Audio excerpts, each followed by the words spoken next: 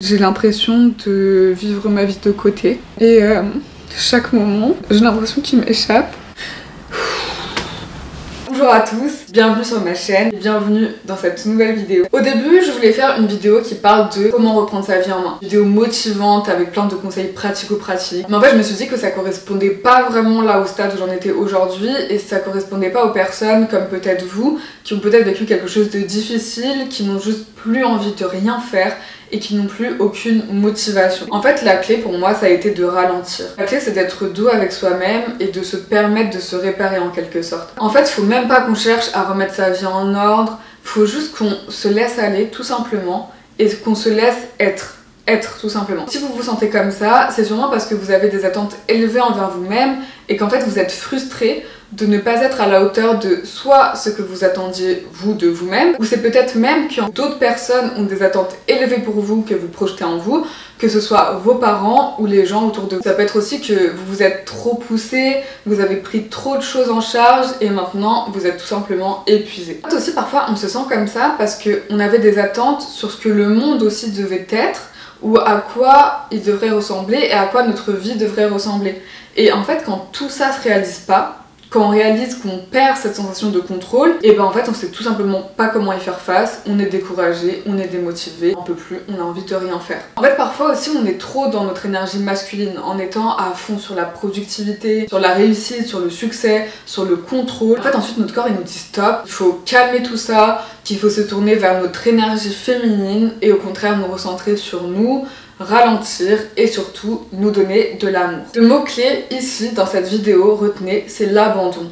Pas dans le sens négatif, pas abandonner dans le sens négatif, mais plutôt dans le sens de lâcher prise et de se détacher. Abandonner les attentes qu'on a de nous-mêmes, des autres, du monde, lâcher ce sentiment de contrôle et nous accepter tel qu'on est maintenant. Et en fait, c'est à la fois difficile et facile en même temps, ça peut être très difficile de lâcher prise. D'un autre côté, c'est si facile parce que tout ce qu'on a à faire, c'est de tout laisser aller. Aucune action est nécessaire, vous pensez juste inaction. Concrètement, comment faire et que faire quand on a l'impression de ne rien vouloir faire? Tout d'abord, reposez-vous. Enlevez-vous toute la pression de devoir être ou faire quoi que ce soit, occupez-vous juste d'exister. En fait, il faut arrêter de se fixer des attentes, il faut juste accepter qu'on se sent vidé ou épuisé. Il faut laisser votre corps et votre esprit se reposer et récupérer. En fait, je trouve ça tellement paradoxal, mais en même temps tellement magique, que quand on est mal, tout ce qu'on a à faire, de ne rien faire, c'est de se reposer parce que vous savez en fait, quand on ne fait rien, notre corps sait déjà ce qu'il faut faire sans qu'on lui dise rien et il continue à travailler dur pour nous. En fait, quoi qu'il se passe, votre système immunitaire fait son travail. Donc votre corps sait littéralement quoi faire. Vous n'avez rien à faire, juste à laisser votre corps se rééquilibrer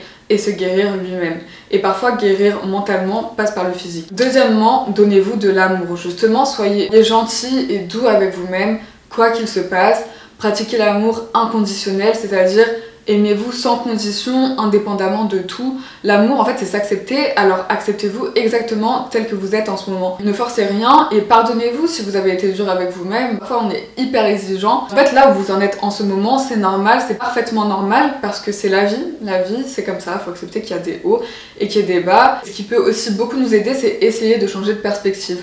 En fait, on sous-estime souvent le pouvoir de changer de point de vue sur les choses et souvent, on se sent mal ou on a mal quand on se concentre sur ce qui est négatif ou difficile. J'ai appris ça en commençant un nouveau challenge sportif calisthenics et en fait quand vous vous concentrez sur ce qui est difficile, par exemple la douleur aux épaules ou les bras qui tremblent quand vous faites du gainage ou des pompes, en fait vous avez juste envie d'abandonner parce qu'en fait vous faites que lutter avec la douleur. Mais quand vous vous concentrez sur ce qui est facile, comme respirer, pousser le sol avec nos mains, il devient beaucoup plus facile de surmonter ce moment difficile.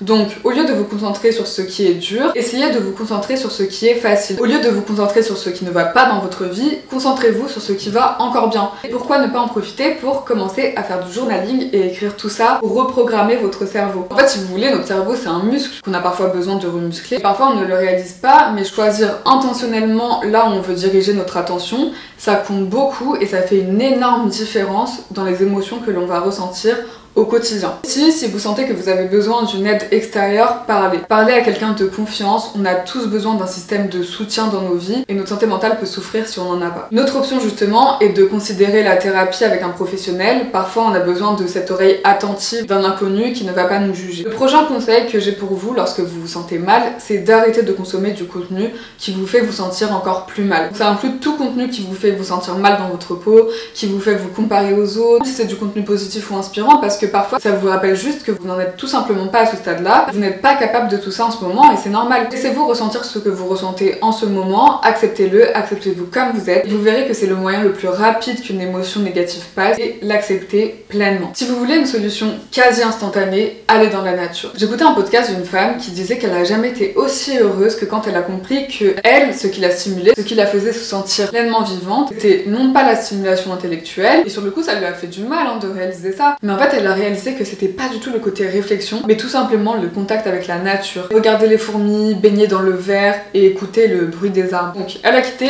Paris pour retourner à la campagne et maintenant elle vit une vie totalement heureuse.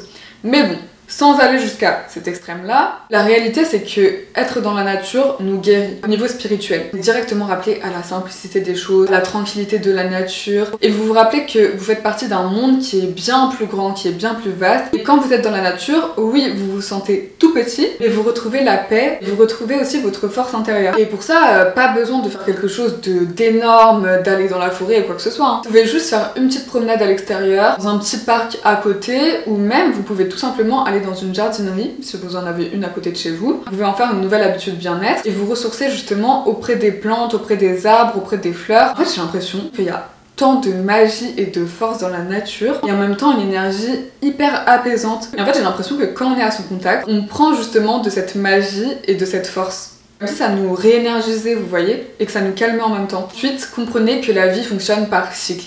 Tout comme le cycle de la journée, de la lune ou des saisons, la vie se déroule aussi en cycle. On parle du cycle des 7 ans. Tous les 7 ans, apparemment, on vit des grands changements. Tous les 7 ans, notre peau se renouvelle, nos cheveux se renouvellent, notre nature de cheveux peut changer. La seule chose qui ne change pas dans la vie, c'est le changement. Ça veut dire que la vie ne reste jamais la même. Vous avez déjà sûrement entendu l'expression « avec le temps, tout passe ». Peu importe ce que vous traversez, sachez que ça passera à un moment donné. Traverser peut-être une période difficile en ce moment, ça ne durera pas éternellement. Vos situations et vos sentiments changeront. Peut-être que la situation ne changera pas tant que ça, mais en fait c'est votre perception de la situation qui va changer. Et si votre perception change, vos pensées changent et vos émotions aussi. En fait, il faut se dire que juste il faut qu'on soit patient et qu'on persévère à travers ces différents cycles. Donc voilà, apprenez à embrasser les cycles et les saisons de la vie, aussi bien les hauts que les bas, parce que sans les bas, on ne vivrait pas les hauts et vice versa. En fait, c'est la profondeur et la variété des émotions qui vont nous permettre de sentir la différence. Imaginons que vous ne connaissez que le jour, jamais la nuit comme dans certains pays. Vous finirez par prendre la lumière, le soleil, comme acquis. Vous ne l'apprécierez pas autant, voire vous le détesterez. C'est parce qu'en fait, vous connaissez la nuit que vous pouvez apprécier le jour et vice versa. Et c'est pareil avec nos émotions. C'est parce que vous vivez les moments les plus bas que vous pouvez profondément apprécier les moments les plus hauts. Donc maintenant, vous vous êtes reposé. Donc une fois que vous vous êtes reposé et que vous êtes prêt à passer à l'action, là j'ai l'impression que moi je suis dans cette phase-là. Ça va, je me repose, mais là je sens que je suis prête à passer à l'action. Et je vous le jure, je vous promets que même pour vous, cette phase va arriver au moment où vous allez sentir l'énergie revenir, vous allez avoir envie de passer à l'action. Mais quand ce moment arrive, ne vous laissez pas piéger et commencez par petites étapes. Encore une fois, vous relâchez toutes les attentes ou toute la pression que vous vous mettez. Ne dites pas c'est bon, je me suis reposée, maintenant action, et vous retournez dans ce cercle vicieux d'exigence et de haute attente envers vous-même et de souffrance.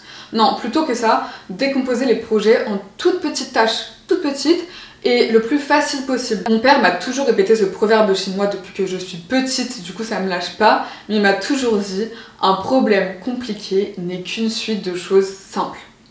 Par exemple, à mon retour de vacances aux États-Unis, j'ai voulu me remettre au sport. J'en avais marre de ce corps mou et j'avais juste envie de me ressentir forte physiquement.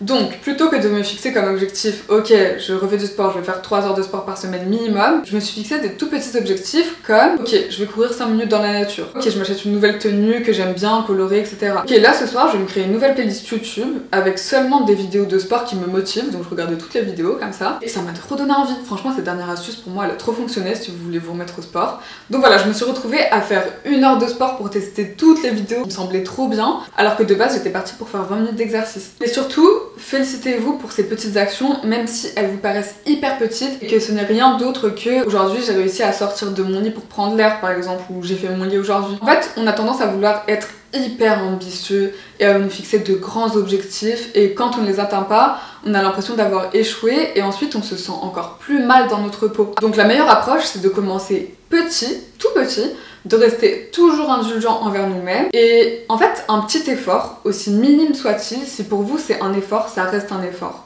En faisant ça, en faisant des petits efforts chaque jour, vous vous enlevez la pression que vous vous mettez et vous construisez votre endurance pour pouvoir en faire un peu plus chaque jour. Enfin, et c'est un point super important, soyez reconnaissant de chaque petite chose. Cherchez à ressentir de la gratitude et soyez précis sur toutes ces petites choses de la vie que vous aimez, qui vous font chaud au cœur, qui font que la vie est la vie. Ouvrez votre carnet ou vos notes sur votre téléphone et faites une liste de 3 gratitudes par jour en commençant vos phrases par merci pour ou merci de. C'est vraiment drôle, mais en fait à chaque fois que j'ai abandonné cette habitude et que je la reprends, à chaque fois que je refais ça dans ma vie, bah ça devient une belle période. Le fait que le positif appelle le positif, c'est vrai. Surtout quand vous conditionnez votre cerveau à voir le positif, il va automatiquement et naturellement voir plus de positif sans rien forcer. Par exemple, hier matin, sur le trajet en allant au travail, au bureau, il y avait une personne devant moi qui boitait énormément. Vous savez, c'était presque un handicap, elle galérait vraiment à marcher. Et je me suis dit, mais merci pour mon corps en bonne santé, merci pour mes jambes qui fonctionnent normalement. Et puis j'ai réalisé après qu'il faisait super beau. Et je me suis dit, merci pour le soleil qui réchauffe ma peau. Et ensuite,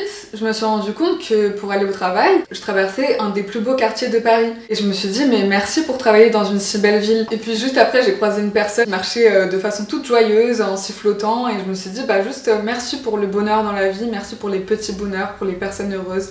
Et vous allez voir, une fois que vous vous concentrez sur la gratitude, de plus en plus de belles choses vont apparaître dans votre vie. Voilà, j'espère que ces réflexions que j'ai partagées avec vous aujourd'hui vous ont été utiles. Juste un petit rappel que si vous ressentez le besoin de ne rien faire, c'est parfaitement ok. Vous avez le droit de vous reposer, on n'est pas des machines, donc soyons doux avec nous-mêmes. Donnons-nous de l'espace et du temps pour respirer, pour nous réparer. La vie n'a pas besoin d'être tout le temps productive, tout le temps speed. Ok, la vie est courte, profitons de la vie à fond, comme si on allait mourir demain, blablabla. Mais parfois ça fait juste du bien de faire une pause et de prendre tout le temps dont on a besoin, de tout ralentir. Et ça aussi c'est profiter de la vie, ça aussi c'est savourer la vie, savourer toutes les émotions qu'on vit, tout ce qu'on traverse, même si c'est dur. Comme je l'ai dit au début, il y a à la fois des énergies masculines et à la fois des énergies féminines. Notre monde fonctionne principalement sur l'énergie masculine. On célèbre l'efficacité, la rapidité, on attend à ce que tout le monde apporte de la valeur ajoutée au monde, mais on ne peut pas ignorer l'énergie féminine et le besoin de se tourner vers nous, vers l'intérieur et de juste célébrer le fait d'être, le fait d'exister tout simplement. Que notre valeur en fait réside pas dans nos actions, mais juste en étant, en existant, ça suffit. Voilà, donc juste célébrer le fait d'exister sans avoir besoin de ne rien faire, ni de prouver quoi que ce soit à personne, même pas à nous-mêmes, parce que des fois on est notre pire juge. C'est ce que j'apprends de plus en plus. D'apprécier la beauté de simplement exister, de faire le moins d'efforts possible, de ne pas essayer d'accomplir toujours plus, de faire toujours plus. Au contraire, de faire moins, de ralentir, de laisser la vie couler plus naturellement en fait, c'est tout. C'est dur et ça va à l'encontre de tout ce que la société valorise, mais en fait il y a quelque chose aussi de satisfaisant à juste se contenter d'être là. Genre vous êtes là, allongé sur votre lit, vous regardez le plafond en souriant, tout en sachant que autour de vous, toute la vie tourbillonne, mais vous êtes là, calme, et c'est trop bien. Moi, je pense que les gens, nos proches, ils ont peur que si on fait rien, notre vie n'avance pas. Mais en fait, je pense que c'est pas vrai. Tout comme votre corps sait comment se guérir lui-même quand vous ne faites rien, bah c'est pareil pour la vie. La vie sera toujours en mouvement et le changement se produira parce que le changement se produit toujours et encore, même si vous n'essayez pas, même si vous ne faites rien. Donc tout ce que vous avez à faire, c'est de faire confiance en la vie et de suivre votre intuition. Et si vous n'arrivez pas à l'entendre, reposez-vous. Peut-être qu'elle vous dit juste que vous avez besoin d'une pause. Voilà, c'est tout pour cette vidéo. Merci beaucoup de l'avoir regardée. Si vous avez la force de vous abonner, de liker cette vidéo et même de mettre un petit commentaire, si petit soit-il, je vous en serai hyper reconnaissante. Je vous répondrai, je réponds à tout le monde. Vous serez aussi dans ma liste des 3 gratitudes de ma journée. Donc voilà, je sais que ça a été dur pour moi, mais est-ce que vous vous sentez capable de lâcher prise et de suivre le flot de la vie? Est-ce que vous réussissez vraiment à lâcher les attentes que vous avez envers vous-même? On peut en discuter en commentaire. En tout cas, je vous envoie plein de force, plein d'amour, plein de courage et je vous souhaite d'accomplir tout ce que vous souhaitez avec simplicité et calme. Aussi, comme je reviens dans cette énergie d'action, dites-moi si vous voulez la vidéo reprendre sa vie en main, ce sera sûrement la next step, avec plein de conseils pratico-pratiques et beaucoup plus dans l'action. Donc voilà, je vous fais de gros bisous et je vous dis à bientôt.